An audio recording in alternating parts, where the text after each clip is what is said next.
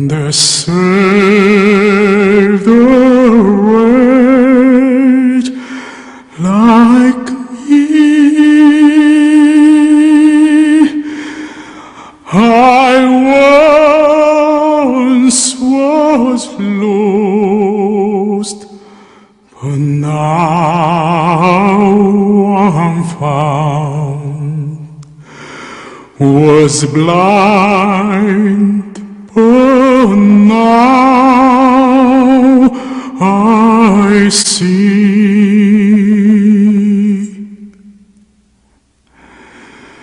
When we've been there 10,000 years.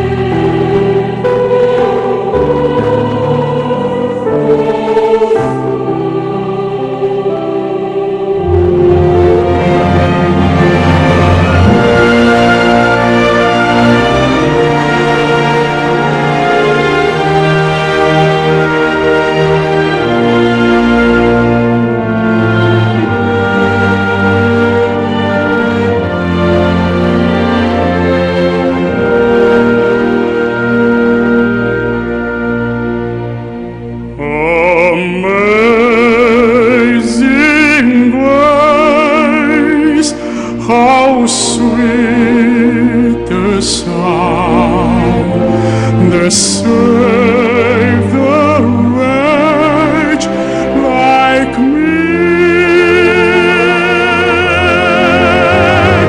I once was lost, but now I'm found. Was blind, but now I see.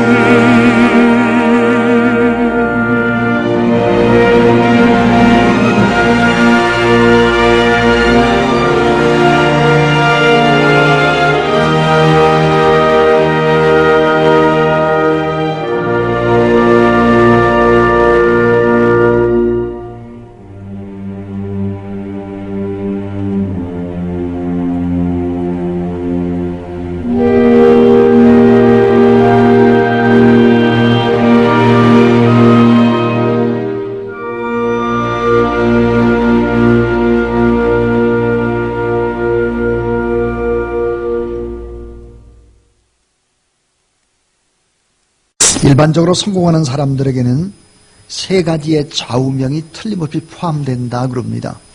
그 세 가지의 좌우명이 뭘까? 이런 게 포함이 되어야 된다고 합니다. 하나는 어려움이 와도 나는 낙심하지 않겠다라는 결심. 또 하나는 반드시 끝까지 내가 해내겠다. 또 하나는 결코 희망을 포기하지 않는다. 이런 세 가지의 좌우명이 틀림없이 있을 때 자아를 성취하고 또 그리고 성공을 한다, 그렇게 얘기를 합니다. 심리학에서 인생의 겨울, 그러니까 어려움을 이겨낸 이런 에너지를 역경지수다 그럽니다. 특별히 이스라엘의 심리학자들은 이런 지능지수 IQ와 감성지수 EQ, 이것보다 아주 중요하게 보는 것이 AQ라고 하는 역경지수인 것입니다.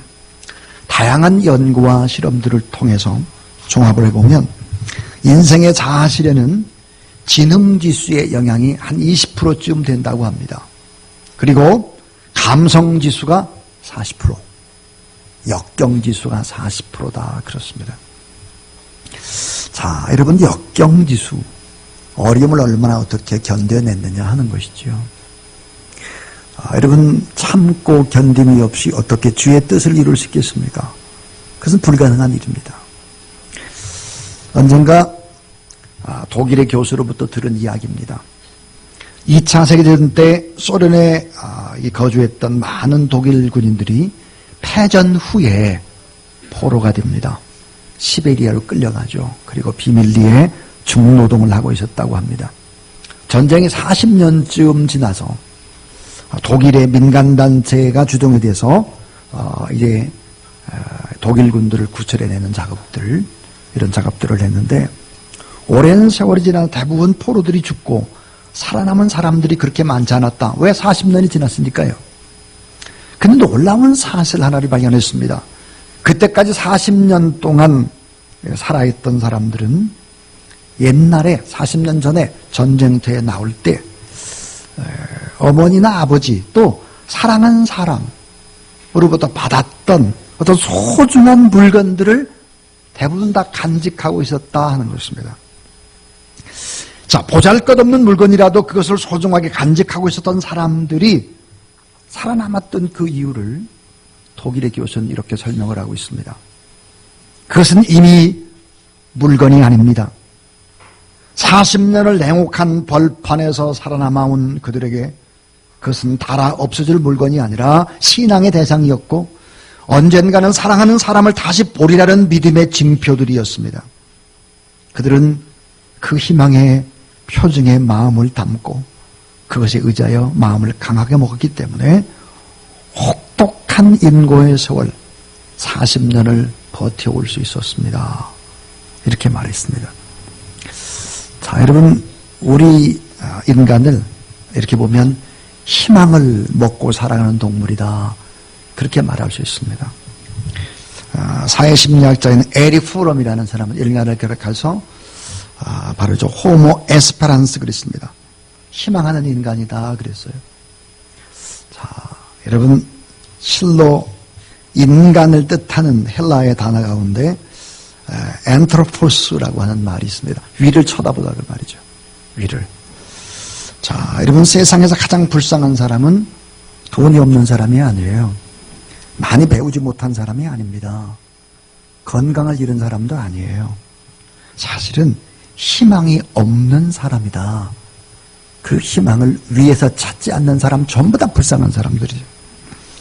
신약 성경 가운데, 자, 여러분, 27권, 신약 성경 27권인데 13권 이상을 기록한 사도 바울. 바울의 인생의 과정이 고통과 핍박으로 점철된 고난의 삶 그 자체입니다.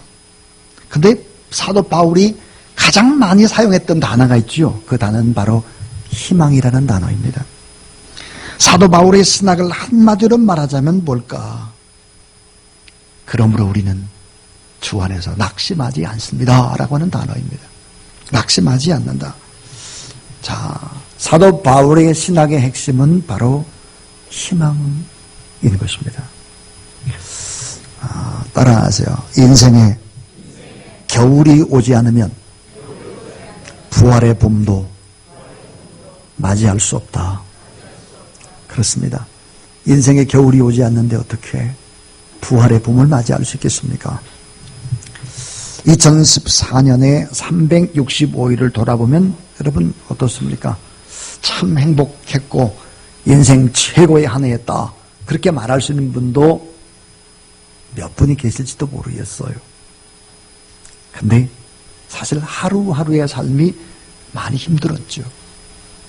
우리가 살아갔다기보다는 살아냈다는 표현이 더 맞을 것 같습니다. 유독히 2014년은 참 많은 어려움이 있었죠. 세월호라고 하는 이런 참사 때문에 또 많은 어려움들이 있었고 많은 국민들이 트라우마에 걸렸죠. 자, 오늘 본문의 사도 바울은 참 중요한 진리와 만난 인생에 참 승리한 그런 사람입니다. 자, 그런데 이 사역에서도 많은 열매를 맺는 전환점이 오늘 본문인데요. 그게 뭘까? 약함이 자기에게는 오히려 축복이었다 하는 거예요. 자, 여러분, 희망의 또 다른 이름이 뭘까요? 희망의 또 다른 이름은 따라하죠. 주 안에서 만나는 고난. 주 안에서 만나는 고난이 희망의 또 다른 이름이라는 거예요. 자, 여러분, 고난이 진정한 축복이었다. 약함이 진정한 축복이었다. 자기 몸에 있는 가시 때문에 자기는 오히려 더 살았다. 고난이 믿음의 길을 열어준 귀한 은총이었다. 이렇게 고백을 하죠. 오늘 본문의 사도 바울은 자신의 몸에 가시가 있었다. 그래서 이제 신학자들 이 가시가 고질적인 안질, 눈병이었다. 그렇게 얘기를 합니다. 또 하나는 간질병이었다.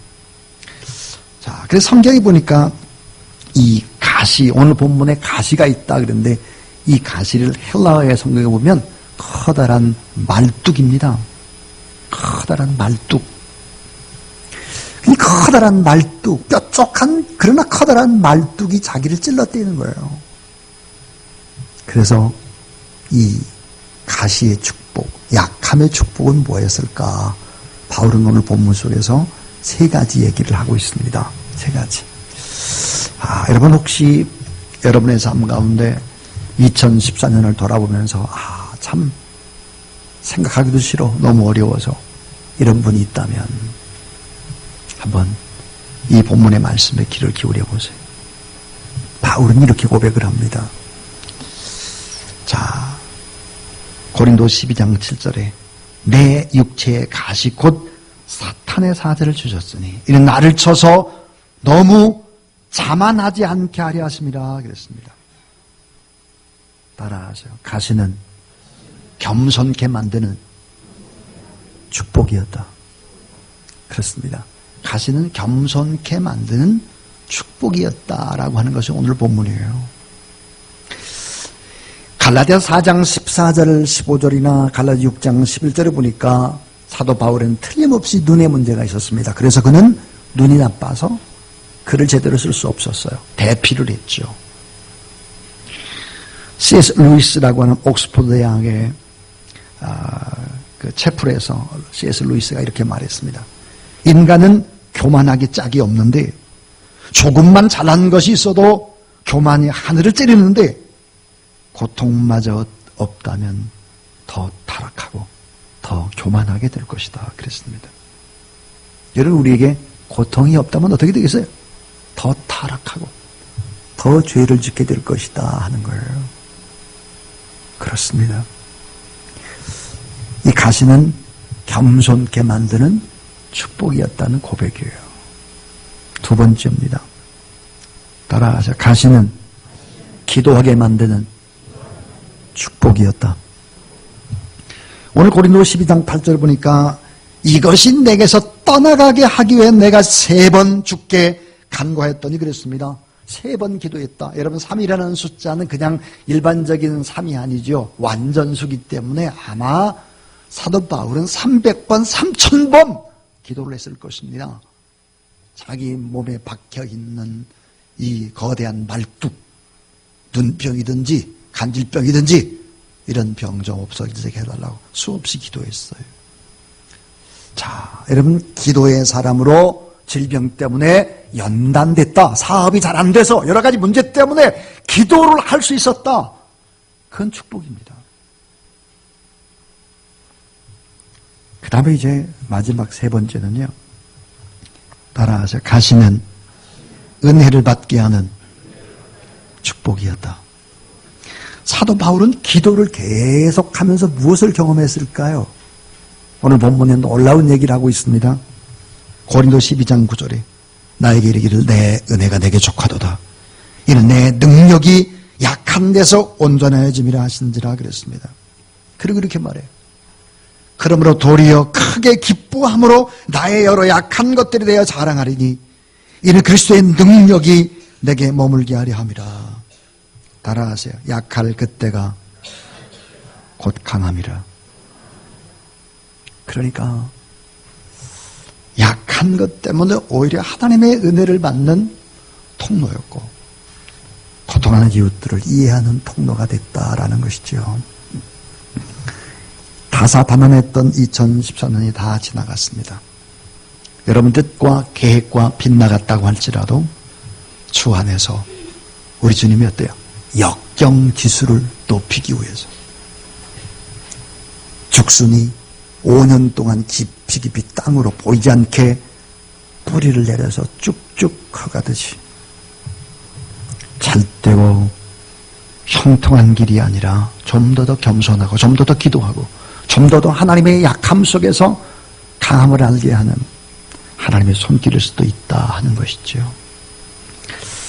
인생길에서 여러 가시에 찔리고 상하고 혹시 여러분 주저앉아 계셨다고 하면 우리를 대신해서 찔리신 주님, 상하신 주님, 피 흘려주신 주님, 그 우리 주님의 손을 붙잡고 이제 다시 일어서는 그런 귀한 여러분의 삶이 될 수 있기를 주님의 이름으로 축원합니다. 또한 우리 자신의 가시가 예수 그리스도로 인해서 다 복이 될 것을 믿음으로 바라보는 그런 귀한 여러분이 될 수 있기를 주의 이름으로 축복합니다. 자, 이제 오늘 우리에게 주신 하나님의 말씀입니다.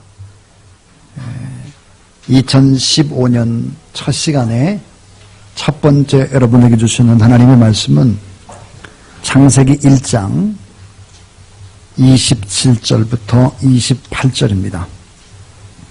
창세기 1장 27절부터 28절입니다.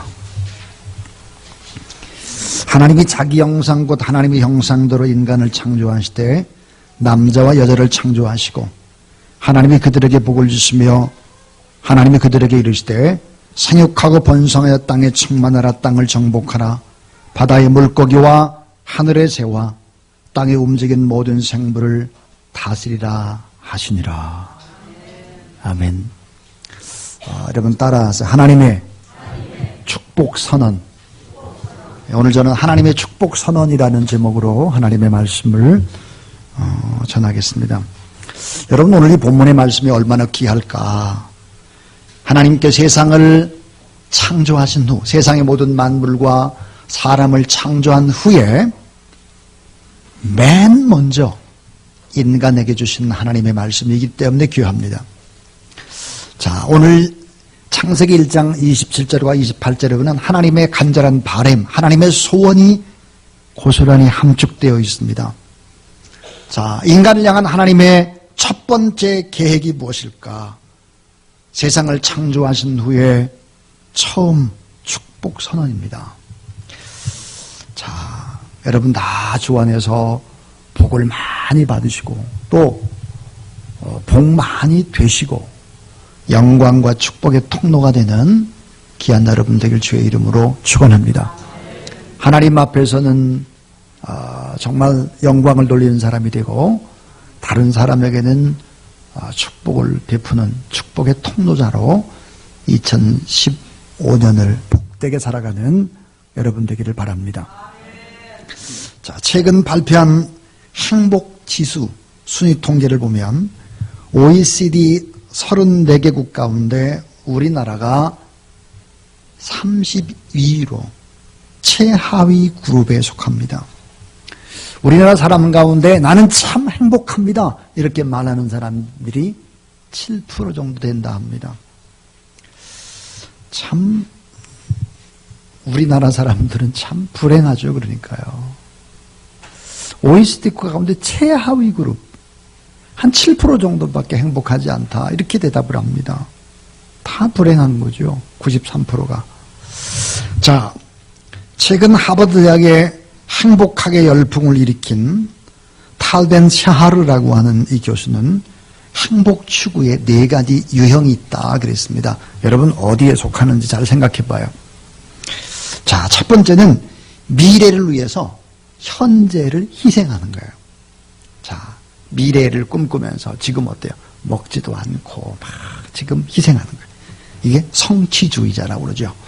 자, 두 번째는 현재를 위해서 미래를 망각하는 쾌락주의자가 되는 거예요. 세 번째는 현재도 미래도 포기한 허무주의자, 염세주의자죠. 자, 네 번째는 따라하세요. 현재의 행복으로 미래를 만들어가는 사람.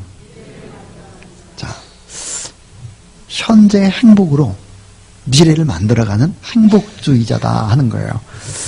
여러분 성경은 무엇을 말할까요? 성경은 현재의 행복으로 여러분이 미래를 만들어 나가는 항상 기뻐하고 쉬지 말고 기도하고 범사에 감사하는 그런 여러분 되길 바랍니다. 자, 오늘 하나님의 축복 선언이 뭘까? 너희들은 참 행복한 사람이고 너희들은 정말 복받은 귀한 하나님의 존재라고 하는 선언입니다. 자, 오늘 본문의 창세기 1장 20절 28절에 보니까 따라하죠. 그들에게 복을 주시며. 자, 하나님은 어떤 분이실까요? 인간의 범죄와 인간의 타락에도 불구하고 허물 많은 인간을 향한 멈추지 않는 축복을 베푸시는 분이 여러분이 믿는 하나님이라는 사실을 믿으시기 바랍니다. 자, 인간의 범죄는 하나님이 고통도 주시지만 그러나 다시 복을 주시죠. 자, 생각해 보세요. 우상장수의 아들 아브라함을 부르시고 복을 주시죠. 또 노아 시대에 여러분 너무 타락했기 때문에 홍수의 심판을 행할 수밖에 없습니다. 그런데 다시 복을 줍니다. 늘 넘어지고 자빠지고 세상적으로 나가는 사기꾼 야곱을 또 복 주시죠.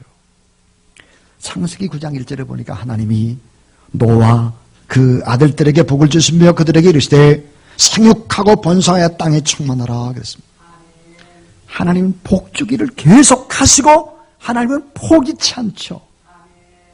창조주 하나님, 인간을 향한 첫 번째의 이야기, 첫 번째 말, 첫 번째 선언은 바로 축복이었습니다. 그럼요, 오늘 이 본문은 어떤 축복을 우리에게 말씀을 하셨나? 하나님을 잘 섬기는 사람들에게, 예수 그리스도의 구속의 십자가를 바라보고 인생을 살아가는 사람들에게 어떤 축복을 하나님이 말씀을 하셨나? 하나님이 인간을 향해서 주시고자 하는 축복이 뭘까? 세 가지 얘기를 하려고 합니다. 첫째는요, 따라하세요. 권세의 축복. 권세. 자, 여러분, 하나님께서 우리에게 정복하고 다스리고 통치하라. 하나님의 나라를 확장해 가고 영향력 있는 하나님의 사람이 되라. 그렇게 말하고 있습니다. 여러분, 영향력 있는 권세와 능력의 사람, 그런 사람이 될 수 있기를 주의 이름으로 축원합니다. 자, 여호와 하나님을 섬기면 얼마나 큰 능력과 권세를 가지고 있는지 사람들은 잘 모릅니다. 왜냐하면 예수를 믿는 사람이나 믿지 않는 사람이 다 똑같잖아 뭐 이렇게 생각하면 큰 오산입니다. 결코 그렇지 않습니다. 무당이 되는 사람들을 보면 어느 날 갑자기 신내림을 받고 무당이 되는데 귀신이 역사합니다. 김여은이라고 하는 이 자매는 악한 영들이 자꾸 보여서 그거를 좀 고쳐달라고 유명한 무당집을 찾아갔는데 무당이 깜짝 놀라면서 이렇게 말하는 거예요. 내 안에 나보다 더 센 영이 있구나. 이렇게 말해요. 결국 그래서 이 김여은이라는 사람은 결국 신내림을 받고 무당이 됩니다. 그런데 어느 날 조상신에게 제사를 드리는데 입에서 이 김여은이라는 무당이 입에서 계속 아멘이 나오는 거예요. 이게 무슨 일인가 하고 생각을 해봤더니 이 아멘이 계속 그치지 않으니까 곰곰이 생각을 해보니까 어린 시절에 교회를 다녔던 거예요. 주님의 은혜가 임하기 시작한 거예요. 이 무당에게. 이후에 무당 생활에서 벗어나야 되겠다고 생각을 했지만 그 악한 영들이 얼마나 위협을 하고 흑암으로 또 가족들을 죽이겠다 막 두려움들이 생겨나기 시작했어요. 그래서 교회에 와가지고 목사님하고 상담을 했습니다. 그랬더니 목사님께 이렇게 말씀하셨어요. 이미 예수 그리스도가 십자가에서 죽으시고 당신을 위해서 부활해서 승리하셨고 너를 악한 자에서 건져주고 지켜주신다. 이 말씀을 듣고는 회개하고 눈물로 통곡하고 예수 그리스도를 구주로 영접을 했습니다. 어느 날 악한 영들이 예수님을 영접하자 떼거지로 몰려드는 거예요. 그래서 예수의 피로 예수 그리스도의 보혈로 물러가라 막 명령해도 안 나가는 거예요. 그래서 이게 내 힘으로는 이 악한 영의 세력과 내가 싸울 수가 없구나. 그래서 예수님이 나의 주인이니까 예수님이 대신 싸워주세요. 나를 좀 도와주세요. 이렇게 고백을 하게 되니까요. 갑자기 입에서 이상한 말이 터나오는 거죠. 방언을 하게 되는 거예요. 그리고는 악한 영들을 꾸짖기 시작하니까 이 악한 영들이 떨어져 나갔다는 거죠. 그리고 마음의 평안함이 참 임했다. 그래서 신실한 하나님의 사람으로 지금 권사님으로 교회를 잘 섬기고 있다 합니다. 여러분, 이 세상에서 가장 귀한 축복이 무엇일까요? 그것은 회개하고 예수 그리스도를 구주로 영접한 사람입니다. 왜 그러냐면 십자가의 도가 멸망하는 자들에게는 미련한 것이요 구원을 받는 우리에게는 뭐라고요? 하나님의 능력이라 그랬어요. 오늘 이 밤에 정말 첫날 이곳에 와서 하나님의 말씀을 듣는 분들은 다 하나님께서 여러분에게 무엇을 주시느냐? 권세와 능력을 주셔서 여러분이 2015년 한 해 동안 어떤 어려운 일이 있을 때 예수님의 권세로 성령의 능력을 의지하면서 기도하면서 나갈 때 큰 권세와 능력이 임하게 될 줄로 믿습니다. 우리 한건희 형제가 오늘 이 자리에 왔는데 얼굴이 많이 빠졌어요. 열흘 금식한 것이 아니고 20일, 30일 거의 40일 가까이 금식을 하고 오늘 예배 드리는 모습이 너무 아름답습니다. 여러분 생각해 보세요. 하루만 밥을 못 먹어도 힘든데 한 달 이상 금식을 할 수 있다고 하는 것이 이게 얼마나 권세고 능력이에요. 여러분에게는 이미 주님의 십자가를 믿는 여러분에게는 이미 권세와 능력이 있다는 사실을 믿으시고 그 권세와 능력을 사용하는 믿음을 가지고 선포하는 그런 여러분 되길 바랍니다. 이게 인간을 만들고 하나님이 맨 먼저 한 얘기, 권세와 능력의 축복이에요. 두 번째입니다. 따라하세요. 하나님의 형상을 닮아가는 영적인 축복. 자, 하나님의 형상을 닮아가는 영적인 축복을 말씀하셨습니다. 하나님을 영화롭게 하는 성품과 영혼의 존귀함이 있는 모습으로 점점점 바꿔져 갈 것이다. 여러분, 하나님의 이미지가 뭡니까? 하나님의 형상이라고 하는 것은 영어로 이미지 오브 갓인데 이 이미지가 뭘까? 하나님 이미지가 거룩이라는 거예요. 또 사랑이라는 거죠. 그것이 공의예요. 책임이고 자유인 것이죠. 이 다섯 가지가 하나님의 이미지예요. 그런데 여호와 하나님을 잘 섬기게 되면 여러분의 모습 속에서 거룩한 모습이 발견되게 될 것입니다. 여러분 사랑의 사람이 될 것입니다. 이거 아멘 해야 돼요. 여러분 공의롭게 될 것입니다. 여러분 책임 있는 인간이 될 것입니다. 동시에 막 묶이지 않고 없어도 좀 가난해도 좀 자유한 그런 인간이 될 것이다. 그래서 에베소 2장 10절을 보니까 우리는 그가 만드신 바라 그리스도 예수 안에서 선한 일을 위하여 지으심을 받은 자니니 그랬습니다. 자, 지으심을 받았다. 이 포에마라는 뜻인데 영어로는 포임. 이 뜻이 뭘까? 인간은 하나님의 시적이고 예술적인 놀라운 걸작품이라 이 말이에요. 그래서 여러분이 하나님의 귀한 걸작품이 될 수 있다 하는 거죠. 여러분 우리는 우리 자신을 바라보면서 내가 못나지고 내가 잘못하고 내가 연약하고 나는 참 변덕이 심하고 나는 참 게으르고 나는 악하고 이런 생각들을 다 하잖아요. 그런데 여러분 우리가 사실은 많은 부분들 영화로운 부분들이 상당히 훼손된 건 사실입니다. 또 존귀한 부분도 많이 파괴가 됐어요. 거룩한 부분도 흠집이 나 있다 이렇게 말할 수 있습니다. 그러나 예수 그리스도가 이 일 때문에 오셔서 여러분의 아름다운 그 하나님의 형상을 점점점 회복시켜 가신다라는 사실, 이 사실을 믿으시기 바랍니다. 어제보다는 오늘이 더, 오늘보다는 내일 더, 2015년보다 2016년 더 하나님의 형상을 닮아가는 영적인 축복이 계속해서 여러분에게 있게 된다. 이런 믿음을 가지시길 바랍니다. 찬송가 가운데 452장이 있는데 여기 보면 내 모든 소원 기도의 제목 예수님 닮기 원함이라. 예수의 형상 나 입기 위해 세상의 보화 아끼지 않네. 예수님 닮게 내가 원하네. 날 구원하신 예수님을 내 마음속에 지금 고도사 주님의 형상 인치소서.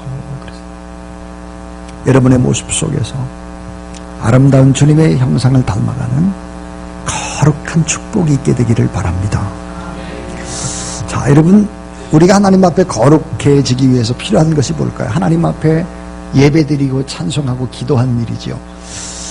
우리나라에 이건희 회장, 지금 이제 몸이 불편하잖아요. 근데 이건희 회장의 암 치료로 유명한 미국의 최고의 의사상을 2번이나 받은 분이 있죠. 김의신 박사입니다. 이분은 전북 군산에서 출생을 했는데 의신이라고 하는 이 말이 올바른 믿음을 갖고 살아야 된다. 아버님이 교회 장로님이셨거든요. 그래서 의신이라는 이름을 줬죠. 군산의 수재로 불리던 그는 서울대 의대 예방의학을 전공합니다. 그리고 미국으로 가죠. 66년에서 그래서 이제 존스 홉킨스 대에 또 피츠버그 대, 미네소타 대 등에서 공부를 합니다. 그리고는 앤더슨 암센터의 종신교수를 일하면서 미국 최고의 의사 2번이나 수상을 합니다. 자, 이분은 어떤 얘기를 하느냐, 이런 얘기를 합니다. 제가 한번 읽어보겠습니다. 연구 결과로 증명되는 것이 있다. 교회의 성가대 대원들과 일반인들을 비교해보니 성가대 대원들의 면역세포, 일명 NK세포수가 예수님 믿지 않는 일반인보다 몇십 배도 아닌 무려 1000배가 많은 것이 증명됐다. 면역세포가 많으면 암치료도 잘 되고 암도 잘 걸리지 않는다. 내 경험으로도 믿는 사람이 믿음 없는 사람들보다 암을 이기는 힘이 훨씬 더 강하다 그랬습니다. 여러분, 하나님을 찬양하고 하나님 앞에 예배드리고 기도하면 일반인보다 1000배, 1000배 더 많은 면역세포가 생겨난다. 믿으시기 바랍니다. 아마 여러분은 1000배가 아니라 10,000배가 되지 않을까 싶어요. 아멘 한 사람만 그렇게 되기 바랍니다. 자, 김의신 박사는 이런 또 설명을 하고 있어요. 중보 기도의 힘은 실험을 통해서도 확인됐다. 자, 200에서 500명 정도 되는 교회의 중보 기도 팀들이 같은 교회 동료인 암 환자를 위해서 6개월에서부터 1년 동안 기도를 했다. 암 환자 본인도 모르게 진행을 했다. 그 결과 중보 기도를 받은 암 환자 그룹은 중보 기도를 받지 않은 그룹에 비해서 치료 효과가 월등히 높았다. 일반인들이 보면 정말 신기한 일이 아닌가 그랬습니다. 그렇습니다. 오늘 우리에게는 어떤 일이 있을까? 여호와 하나님 앞에 예배드리고 하나님을 사모하고 믿음으로 나가게 되어지면 여러분, 보이지 않는 암의 세력도 이길 수 있는 힘이 우리에게 있죠. 그런 권세와 능력이 우리 안에 있을 뿐만 아니라 또 여러분, 하나님의 형상을 닮아가는 영적인 축복이 우리 안에 있을 수 있다. 그 다음에 마지막이에요. 오늘 본문 속에서 하나님께서 우리에게 준 축복이 뭘까? 따라하자. 구원받은 의의 자손이 잘 되는 축복. 자, 구원받은 의의 자손이 잘 된다는, 자녀들이 잘 된다는 거예요. 우리 사회는 강도와 폭력과 살인과 저주의 같은 타락한 실존, 그런 모습들을 보여주죠. 근데 하나님의 계획은 어떨까? 구원받은 하나님의 자녀들이 번성하는 축복, 생육 번성 충만의 축복을 약속하고 있습니다. 하나님을 경외하고 예수 그리스도를 닮아가고 성령의 권능을 경험하는 그런 하나님의 자녀들이 된다. 그래서 성경에 보니까 보라, 자식은 여호와의 기업이요 태열면 그의 상급이로다 그랬습니다. 여러분의 자녀가 하나님의 기업이 되고 또 여러분의 인생의 상급이 되고 선물이 될 수 있기를 주의 이름으로 축원합니다. 저는 이제 설교를 마치겠습니다. 2015년 첫날 첫 예배 첫 번째 하나님의 말씀은 바로 축복 선언이었습니다. 자, 이 축복 선언이 무엇입니까? 그것은 바로 여러분의 가정과 자손이 잘 되는 아브라함의 축복. 또 하나는 여러분 가정만, 여러분의 자녀만 잘 되면 되겠습니까? 그렇게 되면 하나님의 사람이 아니죠. 또 하나는 정복과 다스림과 완성의 축복입니다. 영향력이죠. 리더십입니다. 이런 축복이 바로 이제 여러분 잘 아는 다윗의 축복. 그래서 이 아브라함의 축복이 sonship이요. 다윗의 축복이 바로 킹십이죠. 그래서 이 권세와 능력이 회복되는 그런 여러분의 삶이 될 수 있기를 바랍니다. 하나님의 형상을 닮아가는 영적이고 또 정신적인 이런 평강의 축복이 임할 수 있기를 바랍니다. 또 구원받은 의의 자손이 잘 되는, 그래서 영향력을 끼치는 그런 축복이 여러분의 가정 가운데 임하기를 주님의 이름으로 축원합니다.